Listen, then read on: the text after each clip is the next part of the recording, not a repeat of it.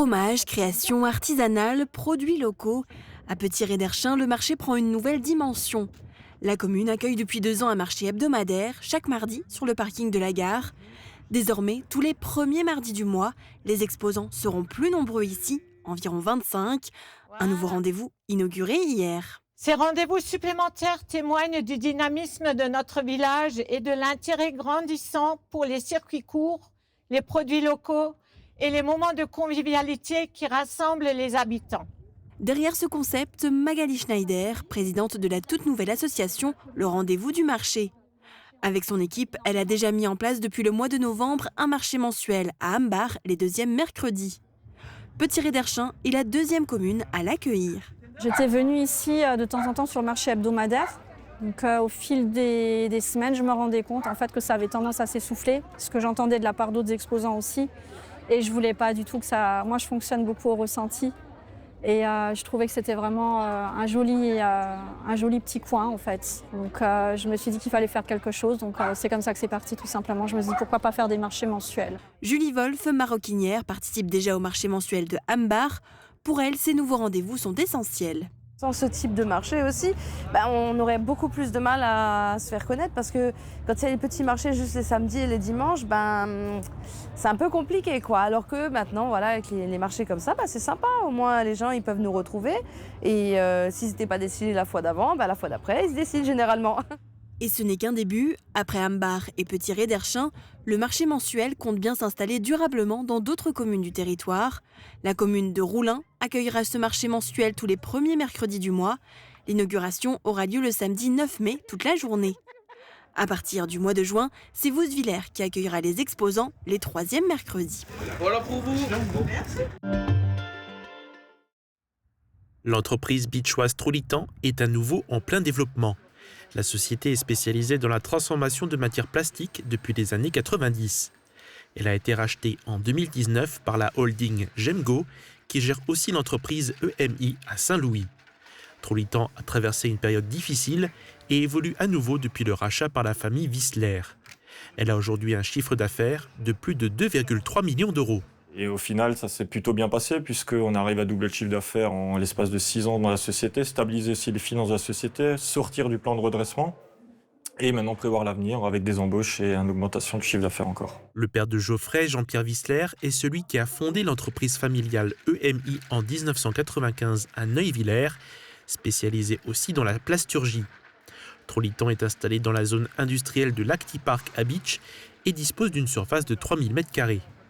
Geoffrey Wissler projette dans les 5 années à venir de doubler le chiffre d'affaires et de doubler les effectifs. Là aussi, pour notre territoire, pour le Bitcherland, pour l'arrondissement de Sarreguemines, pour la Moselle, c'est quand même un message d'espérance et de foi dans la création de richesses. Et pour se développer, il y a besoin de main-d'œuvre.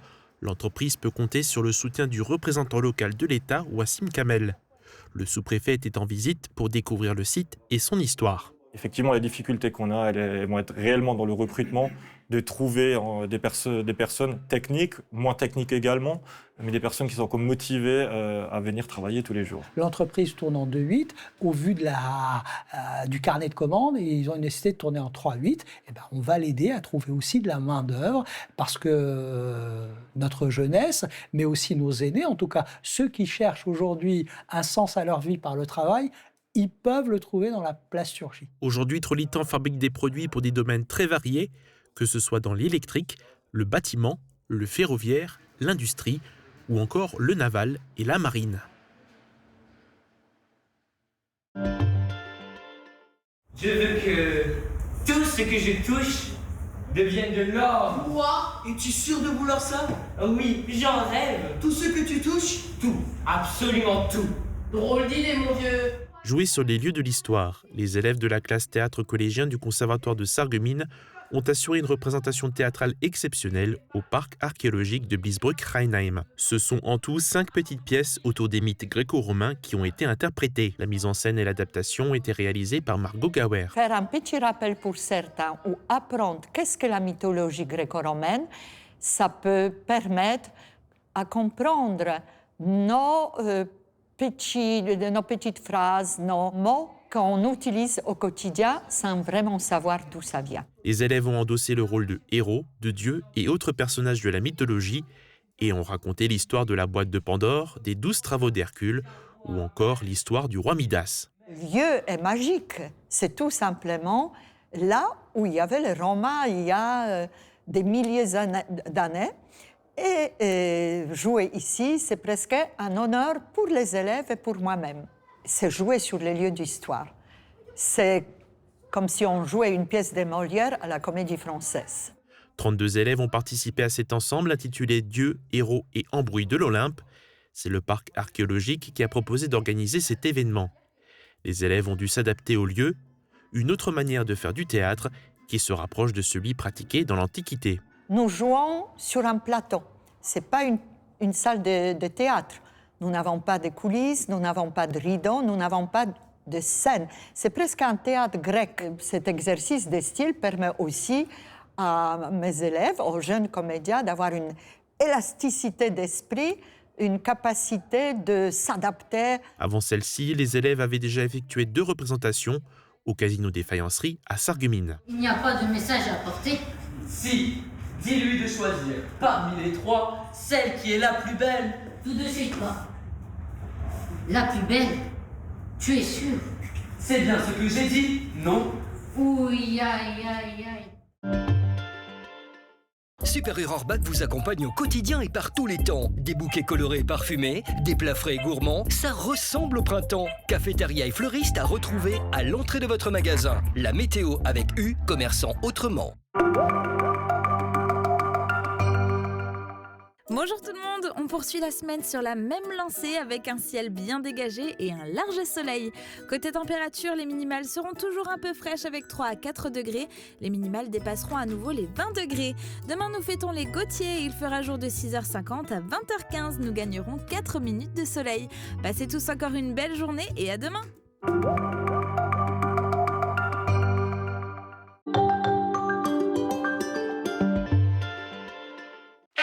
Je crains que les appareils ne soient pas adaptés à mon oreille. Avoir des appareils auditifs sur mesure, c'est tout à fait possible. Grâce à l'autoscan, nous modélisons en 3D votre oreille pour que votre appareil épouse parfaitement les formes de votre conduit auditif et vous offre un confort optimal.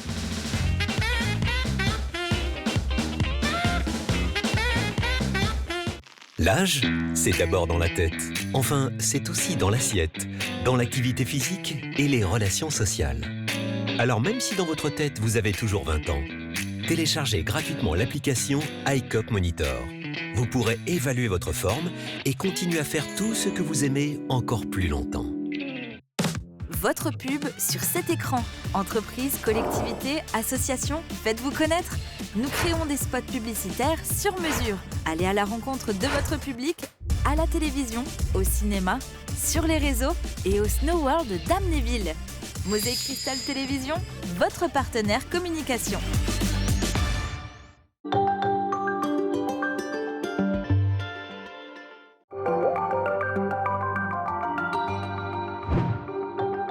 Et si la médecine pouvait aider à donner la vie? Ce nouveau numéro de Polygone est consacré à la procréation médicalement assistée, désormais ouverte à toutes. En France, le tout premier bébé conçu par fécondation in vitro est la petite Amandine, née en 1982. Depuis, les techniques ont évolué et la loi aussi. Avec la réforme de 2021, la PMA est désormais accessible aux femmes célibataires et aux couples de femmes. Un nouveau numéro de Polygone à découvrir ce dimanche sur Mosaïque Cristal.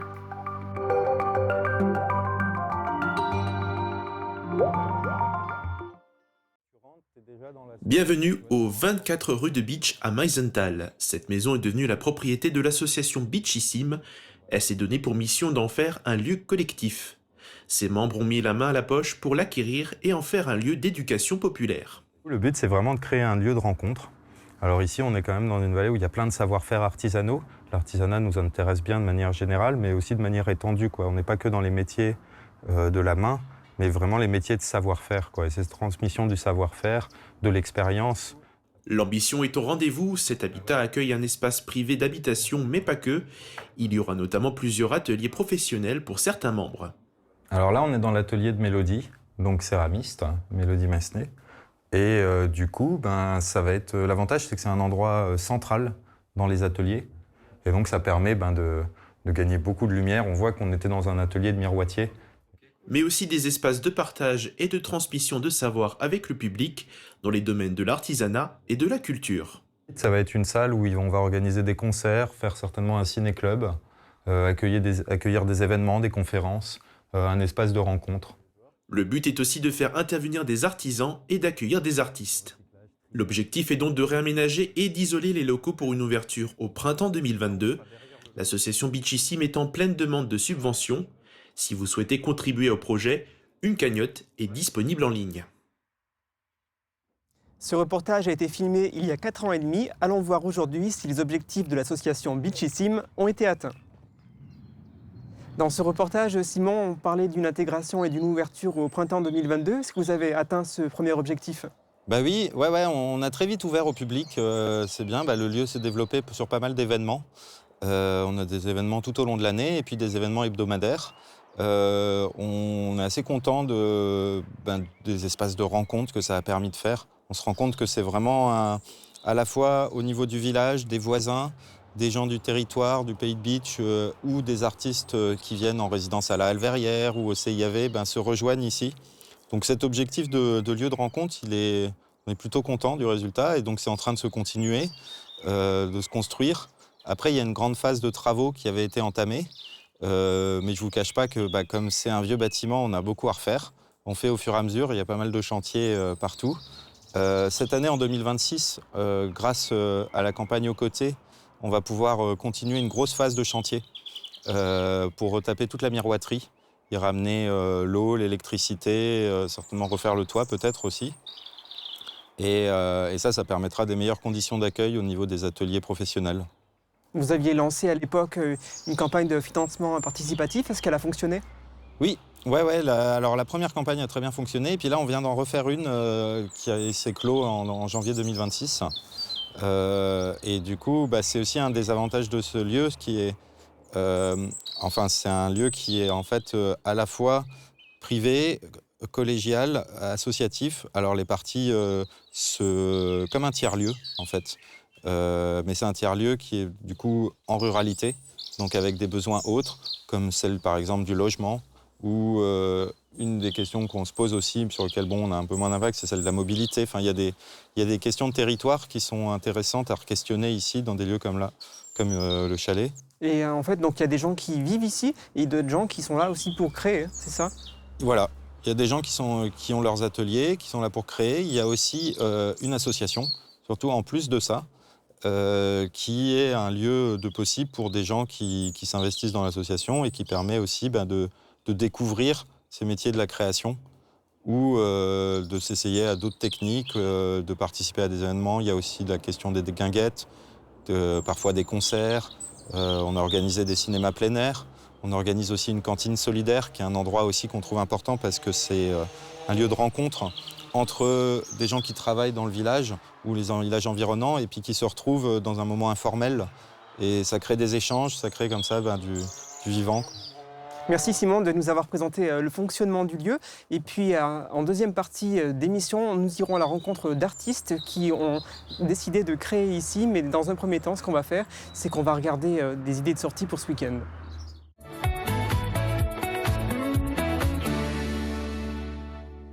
On reste à Meisenthal avec ce concert prévu samedi soir à la Boîte Noire. Les mélomanes sont attendus en nombre pour venir écouter deux artistes, Laura Cox et Pacom Rotondo. Les amateurs de blues rock devraient être servis. Tarif plein 27 €, 24 en pré-vente. Tarif réduit 21 €. Changement de registre le même soir à l'hôtel de ville de Sarreguemines. Cette fois-ci, ce seront les membres de la musique municipale qui seront présents. Ils joueront un programme avec notamment des morceaux classiques, des créations modernes ou des musiques de films. Tarif normal 8 €, réduit 5 €. À quelques kilomètres de là, leurs homologues de la musique municipale de Grossbiederstroff se produiront le même jour et à la même heure à l'espace Jeux et loisirs de la commune. Leur spectacle à eux puise son inspiration dans les légendes et la musique irlandaise. Tarif adulte 10 €, enfant 5 €. À Putelange-au-Lac, le carnaval joue encore les prolongations. Une soirée fluo est organisée samedi soir au centre culturel. Que vous soyez déguisé ou non, mais bon, c'est quand même plus sympa d'être déguisé, vous pourrez vous déhancher et profiter en écoutant les chansons du groupe Déclic. Pour vous amuser, comptez 12 € en prévente, 15 € le soir. Autre histoire à Volminster, au Moulin d'Eschviller, où la comédienne Marie-Michel, accompagnée du musicien Jérôme Forer, entraîneront le public dans un véritable ciné-concert. Ce spectacle prioritairement destiné au jeune public raconte l'histoire d'un corbeau anti-héros. Mal dans sa peau, il cherche à redonner des couleurs à ses plumes. Tarif 5 €, gratuit pour un accompagnateur par enfant.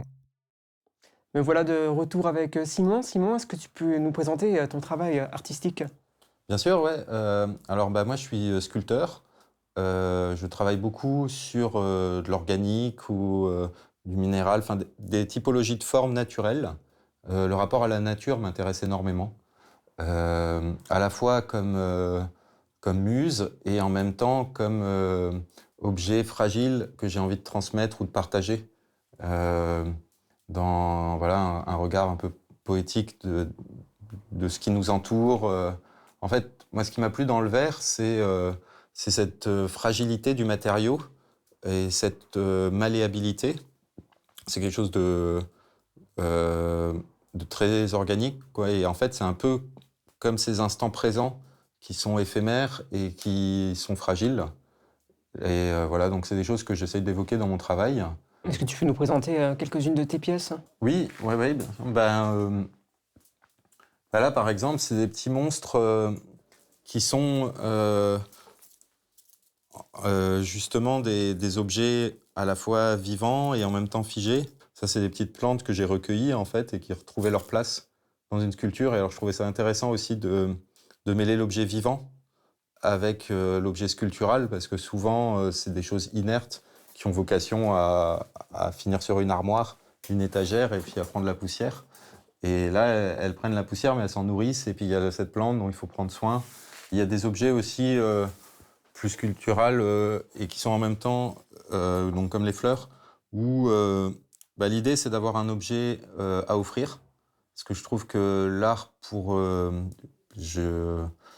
le côté spéculatif de l'art me dérange.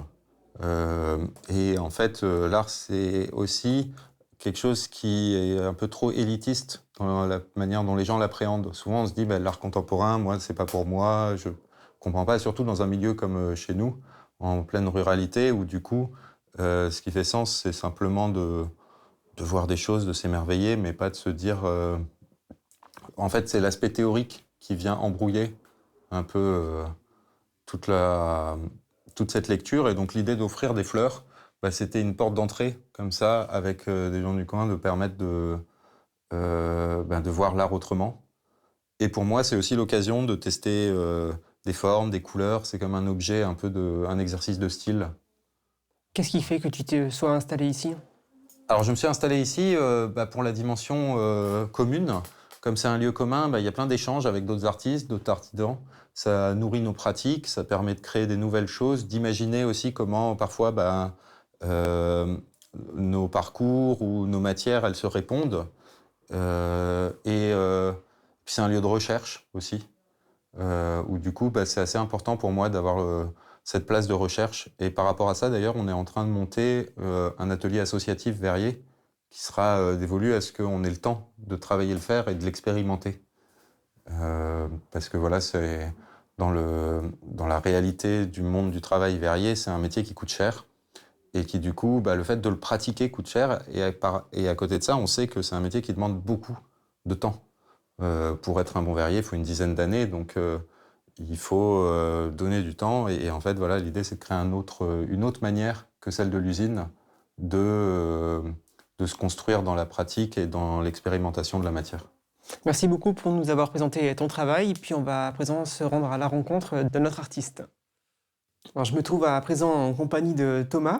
Thomas, qu'est-ce qui a fait que tu te sois installé ici ?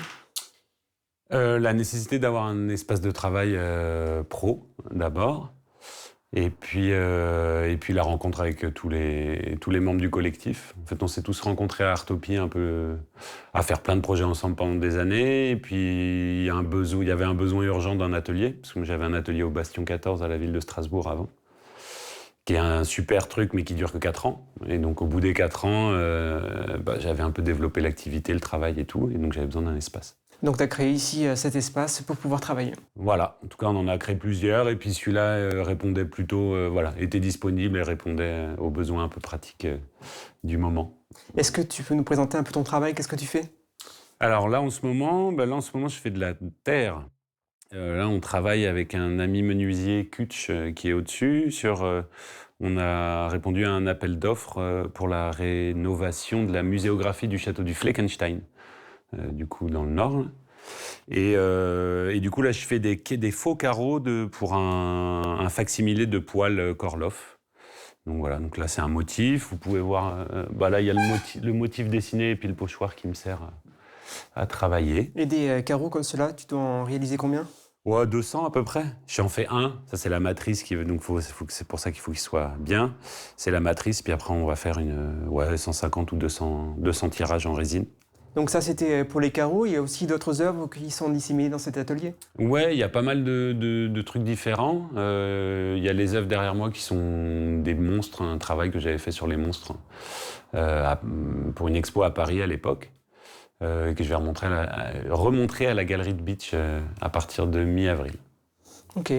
Et parce que tu as déjà exposé à Beach? Ouais, j'avais exposé l'année dernière un projet qui s'appelait Global Warning, avec des peintures sur des couvertures de survie. Et là, on m'a proposé d'exposer, vu que c'est fait un peu vite. Du coup, je remonte des travaux un peu plus anciens. Voilà. Merci beaucoup pour nous avoir présenté ton travail. Puis on va maintenant parler des événements qui vont se passer ici prochainement. Je me trouve à présent dans le bureau de l'association Beachissime, qui sert aussi d'espace de coworking. Je suis en compagnie de Léa. Bonjour Léa. Bonjour. Je crois que vous participez prochainement aux Journées européennes des métiers d'art, donc les 11 et 12 avril prochains, ici dans les locaux de Beachissime. C'est ça. Qu'est-ce que vous allez présenter au public? Alors au public, il aura le droit à des expositions, des démonstrations, des ateliers de différents corps de métier, comme la maroquinerie, la vannerie, ou encore le travail du bois. Et le soir, dans la soirée du samedi, on va organiser la jam des verriers, où là, il y aura plusieurs souffleuses de verre qui pourront faire des démonstrations, mettre en spectacle et en lumière le travail du verre au sein du jardin du chalet du Sopferst. Qu'est-ce que vous voulez montrer au public à travers cette participation? Et qu'à travers cette association, on a aussi au sein des artisans, des artisanes qui travaillent tout le long de l'année, qu'ils ont aussi des ateliers dans nos locaux, mais également qu'on ouvre nos portes aussi aux autres artisans, artisanes locaux du Beachland et pour promouvoir ces métiers d'art. Merci beaucoup Léa donc, pour ces informations. Donc, ce sera donc les 11 et 12 avril prochains à Meisenthal. Et c'est pas fini parce que l'association Beachissime organise aussi d'autres événements durant l'été notamment. Je suis en compagnie d'une autre membre active de l'association, Pauline. Bonjour Pauline. Bonjour. Là, on est sur scène en fait. Tout à fait. Vous êtes sur la scène dans le jardin du chalet du Sopferst, du coup, de l'association Beachissime. Et c'est ici qu'on accueille les artistes qui jouent notamment en été pour nos guinguettes. Est-ce que cet été, vous allez proposer une nouvelle guinguette, un nouveau spectacle? Oui, il va y avoir une première guinguette le 10 juillet. Et du coup, on accueille lors de cette guinguette 2 artistes qui travaillent aux alentours de Strasbourg, qui s'appellent Célia Constantinesco et Anne Chabert. Et du coup, là, ça va être un spectacle, c'est des artistes qui travaillent autour de la marionnette. D'accord, un théâtre de marionnettes quelque part. Un petit peu, ouais. Ok, c'est des moments forts, je crois, pour l'association Ces Guinguettes. Il y a beaucoup de monde qui vient assister au spectacle. Oui, effectivement, c'est des moments forts. C'est vrai que ça se passe en été, dans le jardin. Le paysage est plutôt agréable. On vient un petit peu se rafraîchir et puis encore une fois, ouvrir le lieu pour se rencontrer. Et puis pour permettre aussi, non seulement à des artistes de se produire, mais aussi à la population environnante d'avoir un paysage culturel un peu varié. Est-ce que vous pouvez me rappeler juste la date de cette guinguette? Le vendredi 10 juillet.